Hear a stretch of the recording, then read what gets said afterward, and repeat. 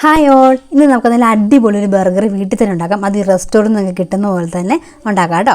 അപ്പോൾ വേണ്ട 4 ബ്രെഡ് എടുത്തിട്ടുണ്ട്. ഇതൊന്ന് മിക്സിയുടെ ജാറിലിട്ട് ഒന്ന് ചെറുതായിട്ട് പൊടിച്ചെടുത്തോണ്ട് വരണം കേട്ടോ.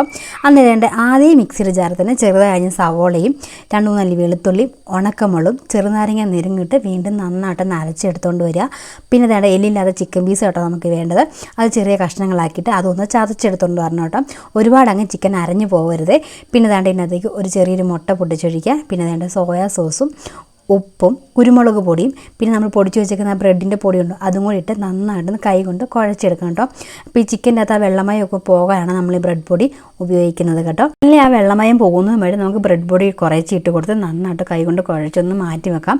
പിന്നെ ഇതിൻ്റെ അകത്തേക്ക് ആവശ്യമായ ഒരു മയോണീസ് തയ്യാറാക്കാം കേട്ടോ. അതിനുവേണ്ടി 2 മുട്ട പൊട്ടിച്ചൊഴിക്കുക. പിന്നെ ഒരു ചെറിയ വെളുത്തുള്ളി, ഒരൽപ്പം വിനീഗറും വെള്ളത്തിയിട്ട് കുതിർത്ത് ഉണക്കമുളകും പിന്നെ ഒരു പിഞ്ച് ഉപ്പും പിഞ്ച് പഞ്ചസാരയും 3 ടേബിൾ സ്പൂൺ സൺഫ്ലവർ ഓയിലും ഇതിങ്ങനെ 3 തവണ ഒഴിച്ചു കൊടുക്കണം. കാരണം ഇതൊന്ന് ടൈറ്റായി വരുന്നോടം വരെ കേട്ടോ. 3ാമത്തെ തവണ സൺഫ്ലവർ ഒഴിക്കുന്നതിൻ്റെ ഒപ്പം തന്നെ നമുക്ക് ടൊമാറ്റോ സോസും ഒഴിച്ച് ഒന്ന് അടിച്ചെടുത്തണം കേട്ടോ. അങ്ങനെ നമ്മുടെ ക്രീമി ആയിട്ടുള്ള മയോണീസ് റെഡി ആയിട്ടുണ്ട്. ഇത് നമുക്ക് ഫ്രിഡ്ജിലേക്ക് വെക്കാം കേട്ടോ. 2 കയ്യിലും എണ്ണയൊക്കെ ഒന്ന് തൂത്ത് കൊടുത്തിട്ട് നമ്മൾ ദാണ്ട് കുഴച്ച് മാറ്റി വെച്ചാൽ ആ ചിക്കൻ്റെ ഒരു മിക്സ് ഉണ്ടോ അതൊന്ന് ചെറിയ ഉരുള പോലെ ആക്കിയെടുക്കുക. അത്യാവശ്യം വലുപ്പത്തി എടുക്കണം കേട്ടോ. എന്നിട്ട് കയ്യിൽ ഒട്ടി പിടിക്കുന്നില്ലെങ്കിൽ അതാണ് കറക്റ്റ് പാകം കേട്ടോ. എന്നിട്ട് വേണ്ട കൈവെള്ളം വെച്ച് നന്നായിട്ടൊന്ന് പരത്തി കൊടുക്കുക. ഇത് നമുക്ക് ആ ബർഗറിൻ്റെ ആ ഒരു ബണ്ണുണ്ടല്ലോ അതിനകത്തേക്ക് വെച്ച് കൊടുക്കാനുള്ളതാണ്. അപ്പോൾ ആ ഒരു വലുപ്പത്തിൽ വേണം ഇതൊന്ന് റൗണ്ട് ചെയ്തെടുക്കാനായിട്ട് കേട്ടോ.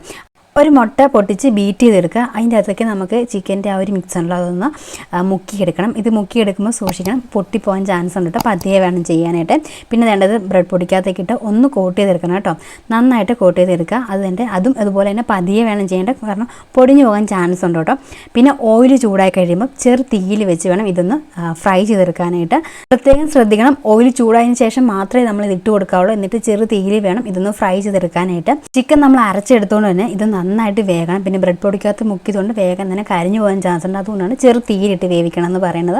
നന്നായിട്ട് ഫ്രൈ ചെയ്തെടുക്കുക. തിരിച്ച് മറിച്ചിട്ട് പാനിലോട്ട് നെയ്യോ ബട്ടറോ ഇട്ട് കൊടുത്തതിന് ശേഷം ആ ബണ്ണം വന്നിട്ട് ഒന്ന് ചൂടാക്കി എടുക്കുക കേട്ടോ. കരിഞ്ഞു പോകാനുള്ള ഒരുപാട് ഫ്രൈ ചെയ്തെടുത്ത ചിക്കൻ്റെ പീസും ഒരു ചീസ് സ്ലൈസും വെച്ച് ഒരു 2-3 മിനിറ്റ് ഒന്ന് കുക്ക് ചെയ്തെടുക്കട്ടെ. അപ്പോൾ തന്നെ ചീസൊക്കെ ഒന്ന് മെൽറ്റായി വരും. വേഗം ശ്രദ്ധിക്കണം, തീ ഒരുപാട് കുറച്ച് വേണം ഇടാനായിട്ട്. ഇല്ലെങ്കിൽ ചീസാണെങ്കിൽ പെട്ടെന്ന് മെൽറ്റായി അവിടെല്ലാം ഒട്ടിപ്പിടിക്കും കേട്ടോ.